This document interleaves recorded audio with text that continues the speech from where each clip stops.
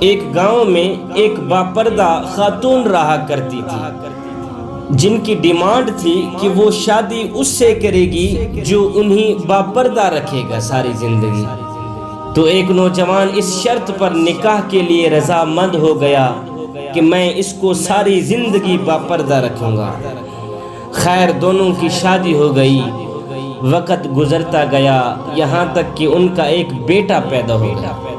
ایک دن شوہر کہنے لگا، میاں میں سارا دن کھیتوں میں کام کرتا ہوں، کھانے کے لیے مجھے گھر آنا پڑتا ہے، جس سے وقت ضائع ہوتا ہے، لہٰذا تم مجھے کھانا کھیتوں میں ہی پہنچا دیا کرو۔ بیوی شوہر کی اس بات پہ راضی ہو گئی۔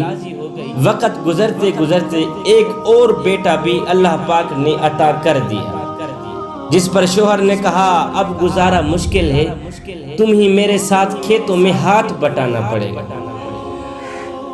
یوں ہی وہ باپردگی سے نیم پردے تک پہنچ جاتی ہے وہ عورت، کہ آدھا پردہ کیا کرتی تھی، آدھا پردہ آہستہ آہستہ ختم ہی ہوگا۔ اور تیسرے بیٹے کی پیدائش پر اس کا شوہر اسے مکمل بے پردگی تک لے آیا۔ وقت گزرتا گیا یہاں تک کہ اولاد جوان ہو گئی۔ ایک دن یوں ہی بیٹھے بیٹھے شوہر ہنسنے لگا۔ بیوی نے سبب پوچھا تو کہا کہ تو بڑا پردہ کیا کرتی تھی، آخر کار تیرا پردہ ختم ہو گیا ہے نا؟ کہاں گیا تیرا پردہ؟ کیا فرق پڑا پردے اور بے پردگی میں؟ زندگی تو اب بھی اسی طرح گزر رہی ہے۔ بیوی بولتی ہے کہ شوہر میاں او میرے سرتاج،